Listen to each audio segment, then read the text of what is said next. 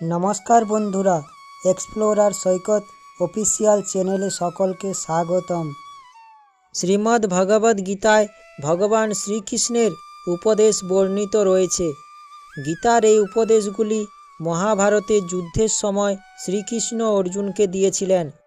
গীতার দেওয়া শিক্ষাগুলো আজও সমানভাবে প্রাসঙ্গিক এবং মানুষকে জীবনযাপনের সঠিক পথ দেখায়। গীতা হলো একটি সম্পূর্ণ জীবন দর্শন। গীতার বাণী জীবনে গ্রহণ করলে উন্নতি লাভ করা যায়। গীতা এমন একটি ধর্মগ্রন্থ যা মানুষকে বাঁচতে শেখায়।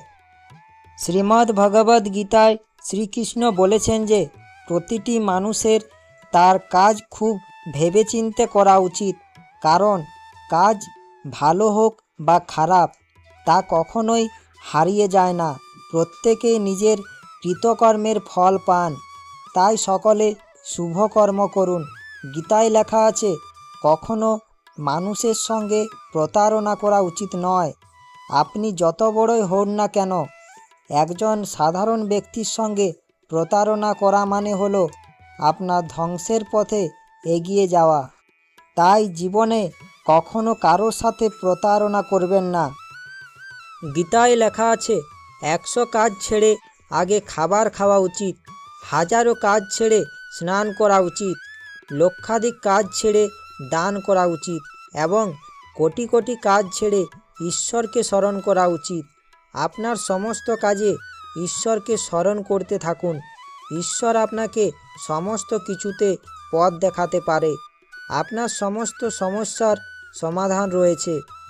তাই আপনার যত কাজ থাকুক না কেন, একবার হলো ঈশ্বরকে স্মরণ করবেন। ঈশ্বর আপনাকে রক্ষা করবে। শ্রীকৃষ্ণ বলেছেন, যখন একজন বিবেকবান মানুষ সম্পর্ক শেষ করে দেয়, তখন বুঝতে হবে তার আত্মসম্মান কোথাও না কোথাও গিয়ে আঘাত পেয়েছে। শ্রীমদ্ ভগবদ্ গীতা অনুযায়ী সমস্যা প্রতিটি মানুষকে বিশেষ কিছু অনুভব করায়। যখন সমস্যা আসে তখন একজন ব্যক্তি একা হয়ে যান, কিন্তু সেই সময়ও তিনি জানেন কে তার সঙ্গে আছে এবং কে নেই।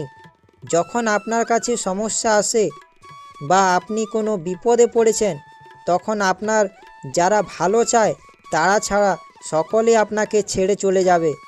তাই অনেক সময় সমস্যা আসা ভালো, কারণ আপনি জানতে পারবেন কে আপনার ভালো চায় ও কে আপনার আপনজন। শ্রীকৃষ্ণ বলেছেন, আপনার রাগ সহ্য করার পরেও যিনি আপনার সঙ্গে থেকে যায়, তার চেয়ে বেশি কেউ আপনাকে ভালোবাসতে পারবে না। কাছের মানুষগুলোই আপনার কাছে সবচেয়ে বেশি কিছু পাওয়ার অধিকার রাখে। বেইমানি কিন্তু দূরের মানুষ করে না, বেশিরভাগ ক্ষেত্রে কাছের মানুষরাই করে।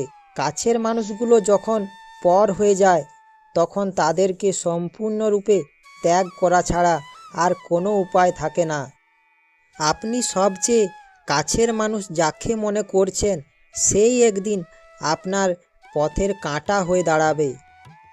রাধাকৃষ্ণের বাণী থেকে জানতে পারি যে যখন ইচ্ছে না থাকা সত্ত্বেও কাছের মানুষগুলো থেকে দূরে থাকতে হয়, এর চেয়ে কষ্টের কিছু আর পৃথিবীতে থাকে না। তাই সব সময় আপনার কাছের মানুষগুলোকে সময় দিন, তাদের সাহায্য করুন। জীবন খুবই ছোট, তাই ভালো সময় কাটান। সবাই কাছের মানুষ হতে পারে না। কাছের মানুষ হতে হলে আকাশের মতো একটা বিশাল মন থাকতে হয়। সবচেয়ে বেশি কষ্ট লাগে যখন কাছের মানুষগুলোই সামান্য কারণে ধোঁকা দেয়। কাছের মানুষগুলো যতই কষ্ট দিক, তাদের ছেড়ে থাকা যায় না, তবে কোনো এক সময় ঠিকই তারা দূরে চলে যায়।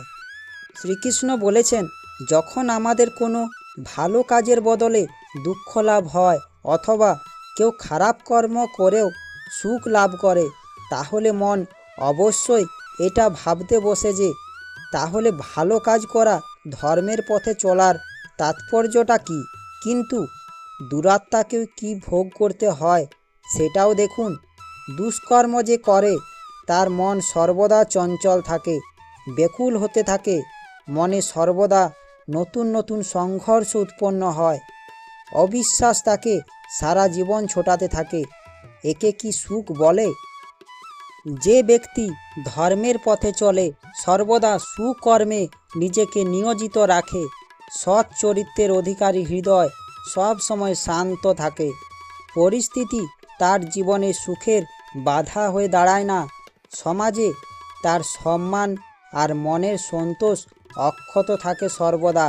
অর্থাৎ ভালো ব্যবহার ভবিষ্যতে সুখের পথ দেখায় না, ভালো ব্যবহার নিজেকে সুখ দেয়। অপরদিকে দুর্ব্যবহার ভবিষ্যতে দুঃখের পথ দেখায় না। অধর্ম সেই মুহূর্তে দুঃখকে উৎপন্ন করে। ধর্ম থেকে সুখ পাওয়া যায় না, ধর্মই স্বয়ং সুখ। নিজে বিচার করে দেখুন। শ্রীকৃষ্ণ বলেছেন, আমাদের জীবনে যখন কোনো অশান্তি সমস্যা আসে, আমরা নিরাশ হয়ে যাই, ভেঙে পড়ি।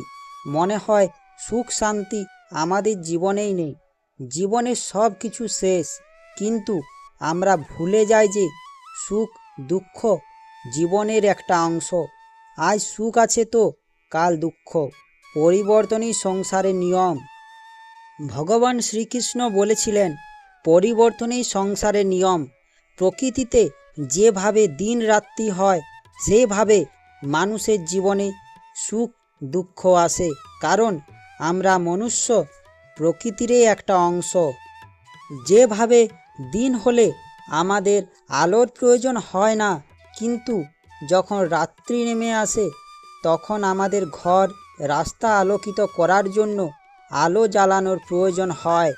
সেভাবে আমাদের জীবনে যখন সুখ শান্তি থাকে তখন আমরা দুঃখের কথা ভুলেই যাই, কিন্তু যখন দুঃখ অশান্তি আসে আমরা নিরাশ হয়ে যাই।